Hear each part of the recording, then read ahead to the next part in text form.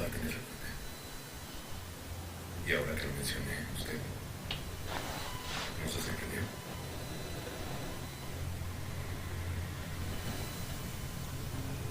Ya no la puede sorprender, mi John.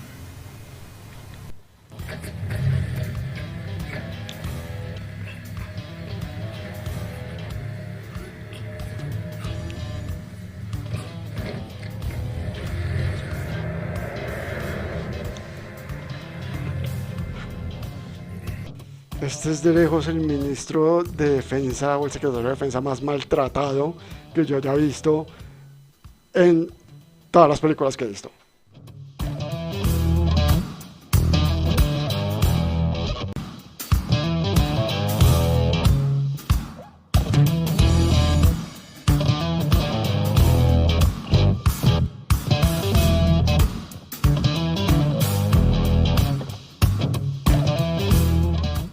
Hola, aquí estoy otra vez, Juan Gómez, con más inquietudes políticas.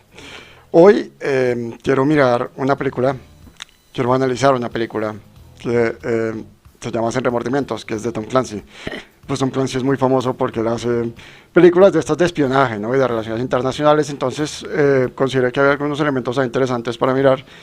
Quiero ver qué tan realista es la película con respecto a temas de política, de relaciones internacionales, que es lo que maneja, pues este es el tipo de contenido que maneja Tom Clancy, o la marca Tom Clancy. Esta película se consigue en Amazon Prime. A los que tengan Amazon Prime, pues la pueden ver, va a haber spoilers. Entonces, pues si no se la han visto y se la quieren ver, pues mejor véansela primero. Si no, pues bienvenidos. Vamos a ver qué inquietudes políticas nos deja la película de Sin Remordimientos de Tom Clancy.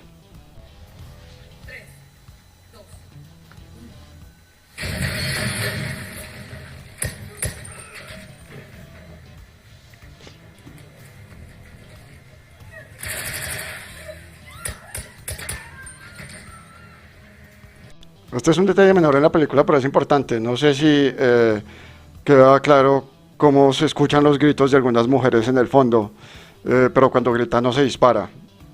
En un video pasado hablé sobre derechos humanos que aplicaban, digamos, a las acciones del Estado con respecto al individuo, a los individuos, a los que gobierna. Pues, digamos, en el caso del ejército en particular, en materia de guerra y en materia de operaciones militares, básicamente lo que aplica es algo que se llama pues aplican los derechos humanos, pero eso está, digamos, enmarcado dentro de lo que se conoce como el DIH, el Derecho Internacional Humanitario. Pues es la misma lógica, es exactamente lo mismo, son los principios que se tienen que encontrar marcados en del sistema legal nacional, ya sea en la Constitución o en alguna ley, que garanticen su aplicación. En este caso, digamos, el documento marco es son los convenios de Ginebra, y esos convenios de Ginebra, una de las cosas que dicen es que las mujeres y los niños no son considerados combatientes, son no combatientes. Por eso es que no solo en esta película, sino en muchas otras, cuando se escucha entrar al ejército, generalmente se escuchan gritos en el fondo de mujeres, pues se puede ver que esos gritos no están acompañados de disparos, porque también hay una intención, digamos, de mostrar al ejército, en este caso el ejército norteamericano, como un ejército respetuoso, digamos, de los derechos humanos y del derecho internacional humanitario. Entonces a las mujeres pues no se les ataca.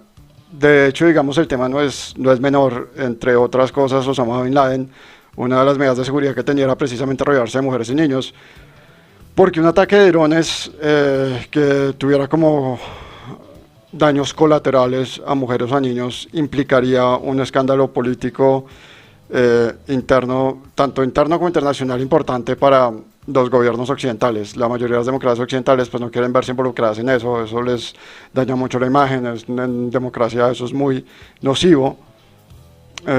Entonces muchos de estos criminales aprovechan esa situación para rodearse de pues no combatientes, de tal manera que así se puedan sentir un poco protegidos. En el caso colombiano tenemos a un criminal llamado Gentil Duarte que hace exactamente lo mismo. Se rodea de niños, siempre tiene niños cerca para evitar pues, que si llega a haber un ataque, pues él tiene, digamos, esa especie de escudo humano. Es deplorable, es una práctica asquerosa, pero bueno, es, digamos, la forma como funcionan las cosas en el mundo actualmente. Entonces las mujeres son consideradas no combatientes a menos que tengan un arma, las mujeres y los niños son considerados no combatientes a menos que tengan un arma y estén apuntando. En ese caso el soldado sí tendría la autorización para disparar. Pero pues como muestra esta película y otras, pues las mujeres básicamente gritan, entonces los soldados no disparan. Los soldados solo disparan a los hombres combatientes armados. Esa es como la teoría, como el deber ser de las cosas. ¡Cielos, muévanse! ¿Qué sucede? Ah, estaba en Happy's con los muchachos. Amor, por favor, no empieces. ¿Qué demonios?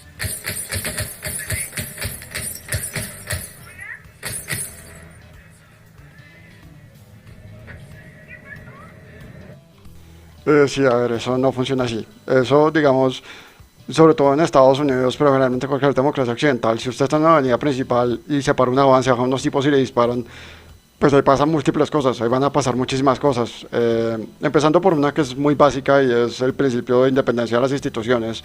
Entonces, en el caso particular de Estados Unidos, en ese caso tendríamos al FMI, al FBI, a la CIA y a la NSA, cada uno por su lado investigando qué pasó, eso sin contar a la policía estatal que también está en su derecho a investigar qué pasó, si habría acordonado la zona.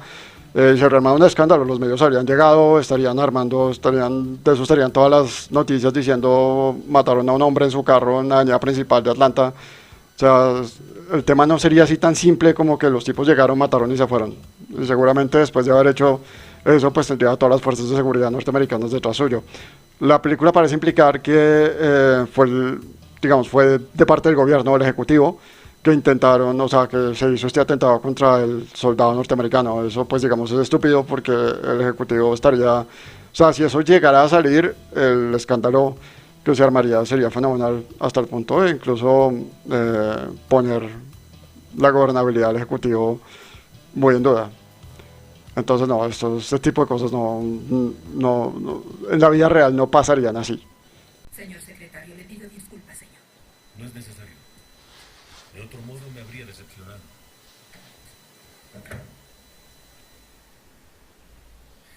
Asignación al Departamento de Defensa. Impresionante.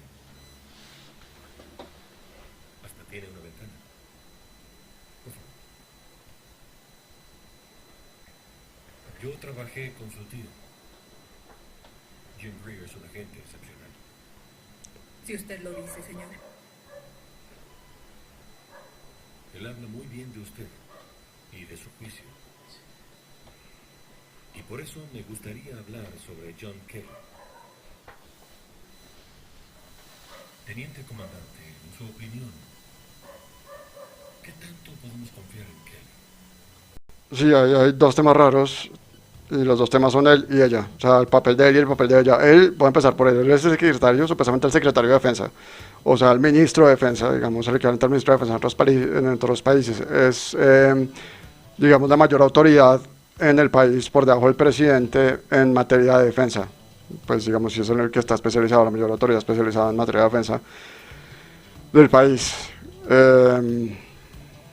Y ella es, digamos, una especie como de delegada ante el ejército. Imagino que es un cargo en el cual, pues que ella es como una especie de emisario, o sea, que permite que se le puedan, o sea, pueda haber una mayor comunicación entre el ejército y el ministerio o la secretaría de manera más fluida. Es básicamente un cargo administrativo. ¿Qué es lo que llama la atención de ambos casos? Primero, pues que el ministro de defensa, o sea, el secretario de defensa, pues para andar entrando, digamos, ella es un funcionario de medio rango. Y generalmente para entenderse, el ministro de defensa se entiende con los generales. O sea, un ministro de defensa es muy raro que llegue entrando, incluso si está microgerenciando, como que llegue a entrar a la oficina de un funcionario de rango medio a decirle como, bueno, sí, cuéntame tú qué opinas sobre tal persona. O sea, empezando porque eso podría tener implicaciones políticas después. Lo lógico habría sido si realmente está interesado, digamos, en el perfil de cierta persona, para cubrirse un poco las espaldas políticamente, sería haber enviado algún otro funcionario de rango medio, en el peor de los casos un viceministro o alguien que no fuera tan notorio, porque es que un secretario de seguridad, pues además es una figura pública. Lo están mirando todos los medios en todo momento. Entonces, pues digamos, no es normal que el tipo entre, digamos, a la oficina de un funcionario de clase media simplemente a hacerle como, hey, hablemos de chismoséame, o cuéntame tú qué opinas de tal persona. Pero más allá de eso, a mí me llama, es más aún raro el papel de ella. Supuestamente, como lo dije, es como una especie de emisaria, una especie de delegada que permite que el ejército y el ministerio se comuniquen más fácilmente. Es un trabajo de escritorio, pero en toda la película ya no hace ningún trabajo de escritorio. O sea, básicamente ella tiene ese cargo en esa escena y ya está. Ya después se vuelve a comportar como si fuera un militar más, y es más, incluso más adelante pues la mandan de una misión. O sea, es como que, ¿qué pasó? ¿Te bajaron de rango? ¿Eso qué o qué? Como tu cargo está un poco raro. La masacre de nuestros hombres y sus familias fue hecha por extranjeros, los rusos. Por poder. Ninguno de ellos estaba conectado con Rusia de forma oficial. ¿Sabía que Rusia estaba traficando armas desde Alepo cuando entramos? Lo presentíamos. Aún nos falta un hombre. Kelly dijo que uno de los rusos escapó. Aquí hay 3 hombres. ¿Dónde está el cuarto? Eso no importa. La posición de la CIA en lo subsecuente es que el caso está cerrado. Aquí pues primero se puede ver que la película muestra al ministro de Defensa claramente como si fuera un desocupado, no tiene absolutamente nada que hacer, no tiene que fijarse en los problemas macro, digamos, de seguridad del país, y puede andarse reuniendo con funcionarios de medio rango a cada rato para discutir cosas que no son propias de su cargo. Eso por un lado, y por el otro lado pues tenemos a Ritter, que es el ex agente, que es un agente de la CIA, que es como el que está manejando el caso, y Ritter está diciendo, no, pues sí hay un cuarto tipo, pero no, ya no vamos a investigar más, ya no, hemos decidido dejar la investigación así. Eso no lo hace nadie, ninguna agencia de seguridad ni de inteligencia en el mundo va a responder así, y mucho menos cuando hay un grupo, digamos, de mercenarios que están atacando ciudadanos nacionales en suelo propio. Lo primero que tienen que hacer es determinar exactamente quiénes son todos ellos y en dónde están ubicados, cómo entraron, o sea, todo el panorama completo. Ninguna, mucho menos la CIA, ninguna entidad de inteligencia le va a salir a alguien con, no, ya no vamos a investigar más, ya queda un cuarto, pero bueno, ya pues agarramos 3 y con eso nos sentimos bien. Así no funciona.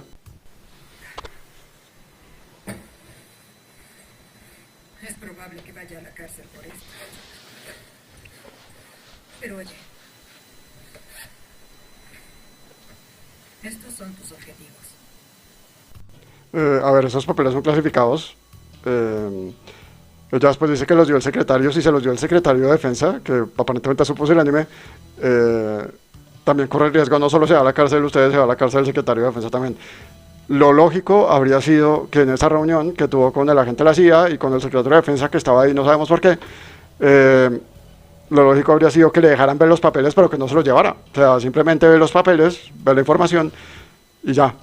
Y no tiene acceso a ellos. Usted no tendría por qué tener acceso a ellos, y mucho menos debería tener la posibilidad de estarlos cargando de aquí para allá como si fueran cualquier formulario. Esos son papeles de información altamente confidencial, son muy sensibles y implican temas de seguridad para el Estado. Eso no es cualquier documento. Necesito que le des un mensaje. Eso es imposible, John. Pero descubrirá. ¿Qué es lo que sabes? Si quiere saber lo que sé, tiene que sacarme de aquí. Y rápido. ¿Por qué crees que estoy en una prisión llena de mafiosos rusos? Sí, a ver, sobre este tema, pues hay que hacer una aclaración porque esto siempre se da para muchas teorías conspiranoicas y eso no es tan así. O sea, no es imposible, pero tampoco es tan fácil, y sobre todo en democracias occidentales sólidas como la norteamericana o la europea, que el Estado haga este tipo de cosas. Es decir, sí, el Estado, o sea, el Estado puede poner a un ciudadano, digamos, en una cárcel en la cual los reos por X o Y motivo le tienen algún tipo de razón para matarlo y lo terminan matando. Eso puede pasar, pero no es tan fácil. En una, digamos, una prisión, en una sociedad o en un país o en un estado, digamos, no tan sólido democráticamente como cualquier estado latinoamericano, de pronto lo podría hacer un poco más, pero igual, digamos, eso implica un trabajo, implica, hay que identificar, digamos, a los funcionarios apropiados, que son los que son encargados de varias funciones con respecto a la determinación de las prisiones. Pues también habría que contactar al juez. Muy seguramente en algunos de esos casos implicaría que el Estado tendría que tener alguna manera para hacer que el funcionario acepte, pues digamos que el preso sea trasladado ahí. A veces puede ser de una forma ilegal, digamos en países como latinoamericanos sería mucho más probable que sea por medio de algún tipo de soborno o algo así, pero no necesariamente. O sea, se le podría hacer que se esté viendo un favor, o podría hacer que se le imponga la orden y se negocie con su superior. O sea, eso implica un proceso que no es imposible de hacer para un Estado, pero tampoco es que se haga por cualquier pelagatos, pues, que no le cae bien a un funcionario. O sea, eso, digo, no, o sea, sí se puede hacer, pero no está normal, es a lo que quiero llegar.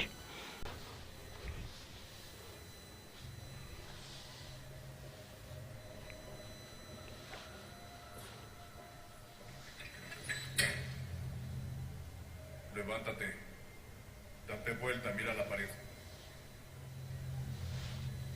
¿Por qué haría eso? Te llevaremos a dar un paseo. Estoy bien aquí. Ponte de pie. Contra la pared. Si no me dices a dónde me llevas, no me moveré.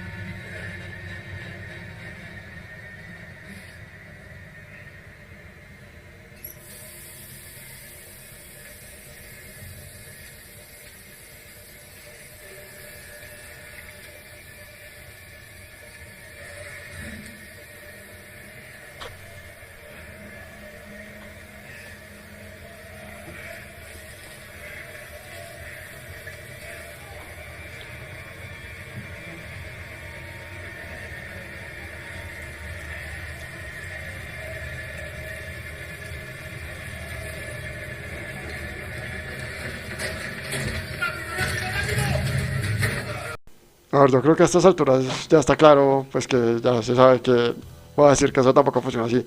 Los presos también tienen sus derechos.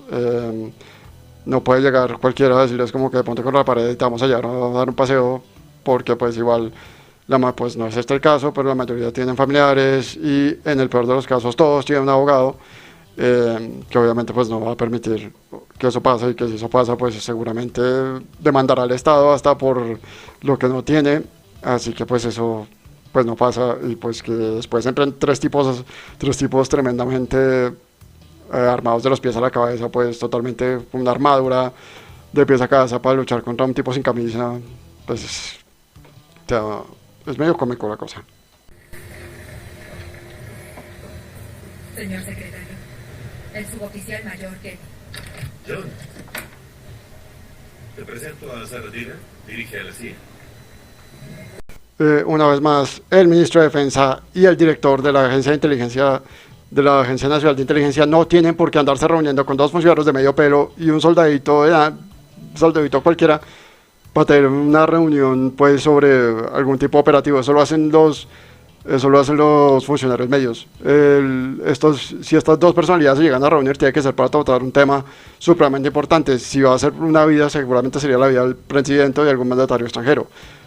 Pero pues este tipo de cosas generalmente la manejan son funcionarios de rango medio. O sea, no, a veces pareciera que la película realmente no es que muestre al secretario como un pusilánime, sino que asumiera que toda la Secretaría de Defensa es ese tipo. Él como que hace todas las funciones dentro de la Secretaría de Defensa y por eso está ahí. Maniobra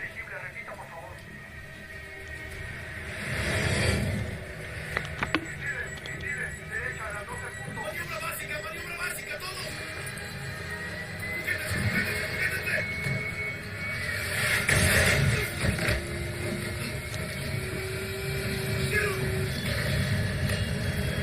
O sea, digamos, dentro de todas las cosas irreales que tiene la película, porque la película es tremendamente irreal, esta escena del avión, digamos, es la que, o sea, la tapa, se las lleva todas. Es impresionante la cantidad de inconsistencias que tiene esa escena en particular. Vamos a empezar por un hecho, es un avión comercial que está volando sin pasajeros. No tiene pasajeros, tiene a 5 tipos parados en la mitad, eso de por sí ya es sospechoso. Uno. Dos, volviendo a la misma lógica del derecho internacional humanitario, sobre todo si es un vuelo comercial, cuando lo intercepta un vuelo militar porque supuestamente está violando un espacio aéreo, no debería estar ahí, o hay alguna razón válida para interceptarlo, como es un vuelo comercial y supuestamente lleva civiles adentro, aunque este está vacío, prácticamente vacío, pero como es un vuelo comercial y lleva civiles adentro, no se le puede decir como venga con nosotros y en el momento en que lo responda no le escuche bien. No, la lógica no es que el avión se retire y le dispare, no. Lo que pasaría ahí es que se le insiste, cuando el piloto dice no le escuche bien, el otro le insiste y debería insistirle por ahí unas 2 o 3 veces y después de insistir las 2 o 3 veces, si se le dice como esta ya es la última vez, este es su último anuncio. Como el último anuncio, su última advertencia, si usted no viene con nosotros o no aterriza o no hace lo que le digamos, vamos a proceder a derribarlo. Y ahí sí es cuando se echan de para atrás y le tiran el mislazo. Pero pues no así, como que la primera y no yo, bueno, listo, me retiro y lo disparo, no, así no funciona. Pero lo peor de todo ni siquiera son esas dos cosas, es el hecho de que el tipo se pone a gritar que es que maniobras, aquí dice maniobras básicas, pero la versión en inglés dice evasive maneuvers, que evasive maneuvers es maniobras de evasión. Es un avión comercial, por el amor de Dios, un avión comercial no tiene por qué estar diseñado para hacer maniobras evasivas, es demasiado grande como para poderse mover rápidamente hacia los lados, no tiene los flares, los fulgores que tiran los aviones de guerra, digamos, a veces para desviar o para contrarrestar los ataques de misiles, no tiene la velocidad tampoco. O sea, ¿qué maniobras evasivas iba a hacer ahí? Un avión comercial, pues absolutamente ninguna. Y para colmo de males, pues el ruso cuando se retira le dispara al avión, pero en lugar de dispararle al centro, que es lo que hacen ya cuando se entra, digamos, en modo militar, ya en modo de ataque, pues la idea es neutralizar completamente la amenaza, entonces generalmente se le dispara al avión y es a destruirlo. Aquí no, aquí el ruso disparó un misil al ala y el avión empezó a caer y aparentemente el avión ruso pues ni se molestó en ver si había sobrevivientes, ni si caía ni nada, se fue. Y el avión empezó a caer ahí con el ala destrozada y cayó en el agua.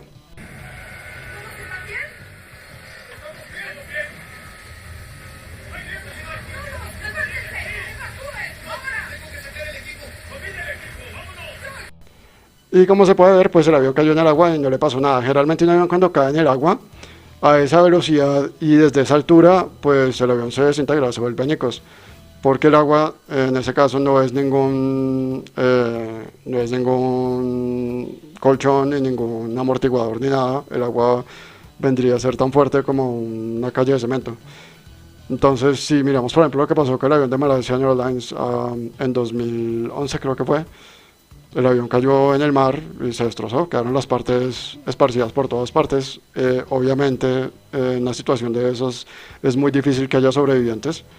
Sería casi un milagro. Sin embargo, como podemos ver en la película, aquí el avión quedó intacto, todos sobrevivieron, todos están normales, nadie tiene ningún rasguño, al avión no le pasó absolutamente nada, fuera el problema en el ala, el misil en el ala que tiró el avión ruso. Están todos normales hasta el punto que el tipo dice que él va a ir por su equipo, o sea, que él no va a dejar su equipo ahí y va a nadar por el equipo. Esto más bien parece como si fuera una parada, un pit stop, una parada para comprar sanduchitos y papas en lugar de la caída de un avión. Y para comentar una última cosa sobre pues, lo absurdo de la escena, es que supuestamente están en el estrecho de Bering, o sea, entre Alaska y la península de Kamchatka en Rusia, esa parte pues es ártico, o sea, están en un océano helado, o sea que fuera de males, para colmo de males, o sea, si nada de eso los mató, pues la lógica sería que por lo menos una hipotermia les tendría que dar por andar nadando a esas horas de la noche en esas aguas tan heladas. Pero pues es una película, ¿no?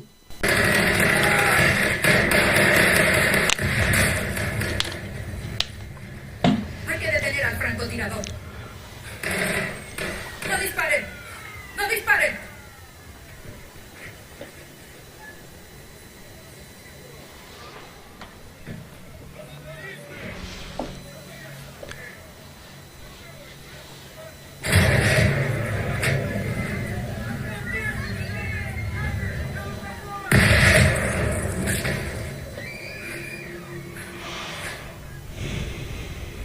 Acaban de matar a los policías.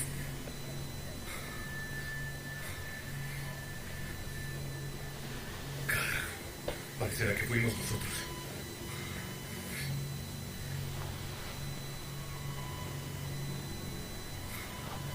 Los rusos muertos en mi casa. Querían que los encontrara. Querían que encontráramos un soldado ruso muerto en suelo estadounidense. Y si morimos aquí, encontrarán a un grupo de soldados estadounidenses muertos en suelo ruso también. Y si matamos a un par de policías al salir de aquí, aún mejor. Todo lo que pasó. El asesinato del equipo. Mi casa. Esta operación. Todo fue una trampa desde el inicio. ¡Tratan de iniciar una guerra! A ver, no. Primero, los muertos en su casa fueron culpa suya. O sea, nadie estaba contando con que él no estuviera en la cama, sino que estuviera por allá escuchando música y los tipos llegaran y le dispararan a la esposa. El plan inicial era que llegaran a la casa, le dispararan a él y a la esposa en la cama. El tipo no estaba ahí, se los encontró y los mató. Nadie planeó eso. Eso por un lado. Por lo segundo es que no. Esta situación no hubiera generado una guerra en ninguna parte. O sea, actualmente no hubiera generado eso. Esta situación en particular, no habría manera de que hubiera generado una guerra internacional. Bajo ninguna circunstancia. Eso es completamente absurdo. La lógica de Tom Clancy era una lógica que se aplicó mucho, digamos, desde el 48 hasta prácticamente el 90. Digamos, en la década de los 90 incluso se podría manejar un poco, por lo que todavía queda ese fantasma de la Guerra Fría. Pero pues ya hoy en día eso es absurdo. En la época de, qué sé yo, si en el 55, un soldado soviético hubiera matado a un soldado norteamericano, un suelo norteamericano, y después los norteamericanos hubieran hecho una retaliación matando a un soviético en suelo soviético, probablemente eso se hubiera detonado una guerra así.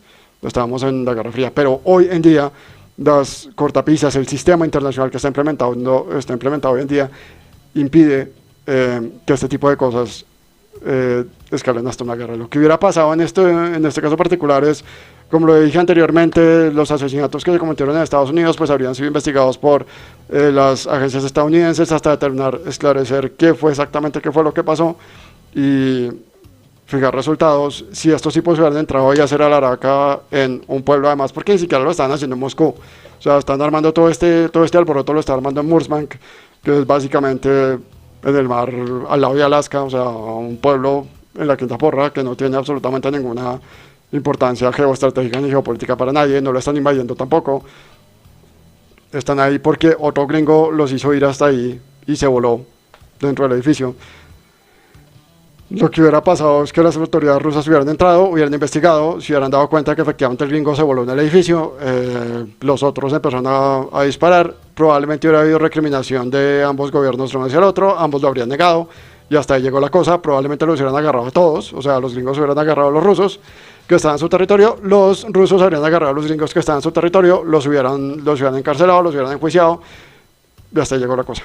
No hay manera posible de que este superplan hubiera desencadenado una guerra. No, la situación actual no va para eso. Yo esa parte de la boca. Y ahora que lo mencioné, usted no se sorprendió.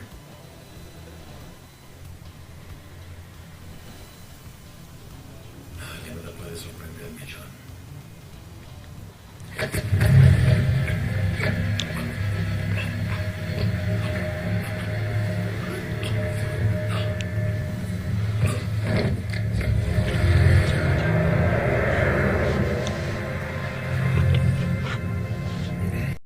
este es de lejos el ministro de Defensa o el secretario de Defensa más maltratado que yo haya visto en todas las películas que he visto.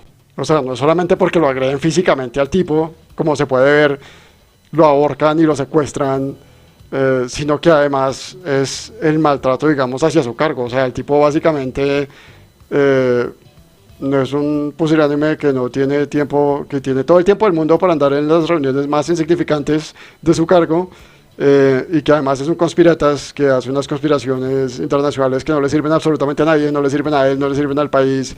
Una guerra no le conviene, y sobre todo es que, bueno, ahorita hablamos del tema de Rusia, pero pues, o sea,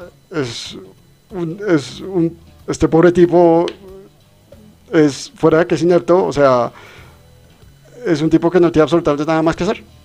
Así es como lo pintan, y creo que es la imagen más negativa que yo haya visto que le han hecho a un secretario de defensa de lo que tengo memoria.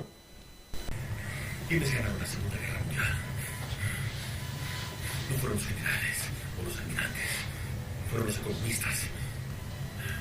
Y hay más, los tanques, aviones, barcos y todas esas cosas sacaron a esta nación de la pobreza, liberaron al mundo de la tiranía. Un gran país necesita grandes enemigos. El mejor enemigo que hemos tenido es la Unión Soviética. Nuestro miedo ante ellos unió a nuestro pueblo. Nos dio un propósito. El problema ahora, John, es que la mitad de este país cree que la otra mitad es el enemigo porque no tiene con quién pelear. Entonces, les dimos un verdadero enemigo. Uno con el poder de amenazar sus vidas, sus libertades. Libertades que se dan por sentadas. Funciona, John, funciona. O sea, antes de entrar a tumbar ese discurso, porque ese discurso es absurdo, digamos, sí ha tenido mucho asidero, pero la historia ha demostrado que no sirve para absolutamente nada. Pero antes de tumbar ese discurso, pues simplemente hacer el comentario de que este pobre tipo, o sea, fuera de que lo secuestran, de que lo ahorcan, de que además lo ponen en peligro por andar mostrando papeles confidenciales que no debería andar mostrando. Además de eso, lo suicidan, y fuera de eso, con ese discursito lo hacen quedar como un zapato y acaban, digamos, con toda su reputación. O sea, el pobre tipo, básicamente el ministro de Defensa en esta película es como el numerito cómico de la película, pero es medio tragicómico porque el pobre tipo pues terminó pagándolas absolutamente todas. Alguien así no debería desde principio haber estado ocupando un cargo con el Ministerio de Defensa, pero eso fue lo que nos mostró la película. Ahora, con respecto al discurso, sí, el discurso de que todo el mundo necesita un enemigo, eso no es tan cierto. Y pues, o sea, es que eso realmente, a estas alturas del partido, el último que intentó eso fue George Bush, y no le funcionó. O sea, básicamente él intentó, digamos, montar este enemigo que era el terrorismo, y como eso era una cosa tan etérea, pues básicamente lo hizo más específico en los talibán en Afganistán, que ya están a punto de volver al poder, y en Irak. Esa fue su famosa guerra contra el terrorismo. Pero pues, como se puede ver, al final no solo fue un presidente muy impopular, que fue básicamente reconocido por que no sabía hablar inglés, por su mal uso del inglés. Ese es como su gran fama para la posteridad. Pero además de eso, Obama llegó, mató a Bin Laden, se acabó la guerra contra el terrorismo. Obama llegó, mató a Bin Laden, se acabó la guerra contra el terrorismo. A ver, me queda un poquito. Obama mató a Bin Laden, se acabó la guerra contra el terrorismo, y ya. Y hasta ahí llegó el enemigo, y Estados Unidos siguió avanzando.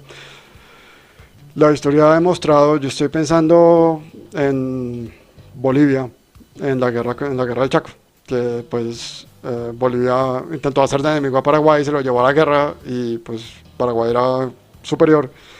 No solo les ganó la guerra, sino que les invadió parte del territorio, pero después se los devolvió así como porque pobrecitos. Y generalmente lo que eso pasa, si uno piensa, digamos, en las Malvinas entre Argentina, entre la dictadura argentina e Inglaterra, es exactamente lo mismo, es que cuando se crea ese enemigo y no lo sabe controlar, eso se le vuelve como un boomerang y lo que termina haciendo es unir a la gente en contra del gobierno. De hecho, uno podría pensar que, bueno, ok, listo, va a crear un enemigo supuestamente para que todo el mundo esté a favor suyo. Ese enemigo tenía que ser Rusia. Esa pregunta es como la pregunta más básica y más, como que más fundamental que uno se puede hacer. O sea, usted tenía el único país que tiene suficiente armamento nuclear para mandarnos para el espacio a todos. Ese es el que usted va a ser su enemigo. O sea, el único, o sea, si esos tipos se les da por tirar toda la gama de misiles nucleares que tienen. Esto, digamos, es un tema ya terrible. Estados Unidos tiene un escudo antimisiles, sí, pero no hay absolutamente nada que lo salve del invierno nuclear, que generaría un uso indiscriminado de misiles que probablemente suceda en caso de que se dé una guerra nuclear. Pues simplemente como para que se tenga un poco de claridad sobre el tema, un invierno nuclear lo que significa es que el uso indiscriminado de misiles nucleares por el impacto que tienen generarían tales condiciones dentro de la atmósfera, si se utilizan mucho, generarían tales condiciones dentro de la atmósfera que harían imposible la vida en prácticamente todo el planeta, todo tipo de vida. Si se utiliza mucho contra el suelo, por ejemplo, las partículas de polvo se elevarían en una cantidad tal que impedirían que la luz del sol nos llegue de la manera tan directa como nos llega ahora. Eso implicaría la muerte de las plantas y de los animales y por ende la de prácticamente toda la especie humana. Y eso no lo podría salvar ningún misil antiescudos. Entonces, si usted está generando esta idea de armar un enemigo, ¿usted cree que es la mejor idea crear ese enemigo en la única superpotencia que puede acabar con la civilización entera? O sea, ¿a usted le parece que eso es una idea inteligente? O sea, incluso George Bush hijo, que no era tan inteligente como lo pudimos ver en su presidencia, se cuidó de que esos enemigos fueran 3 países al otro lado del mundo que no generaban ningún peligro realmente, pues para nadie. O sea, en realidad lo importante de Afganistán y de Irak era pues el gas y el petróleo, pero pues fuera de eso ahí no había gran cosa digamos, por lo cual valía la pena una guerra. Pero Rusia, o sea, a ver, pudiste haberte asesorado mejor en materia de geopolítica. Creo que eso es todo lo que tenía que decir. Ese fue mi análisis sobre esta película. Espero que haya sido de alguna utilidad. Y bueno, espero estar haciendo estos también más a menudo. Gracias y nos vemos. Te invito a suscribirte a mi canal de YouTube, seguir mis redes sociales en Facebook, Instagram, LinkedIn y Twitter. Y si te gustó mi video, compártelo y no olvides hacer clic en la campanita. Nos vemos en la próxima.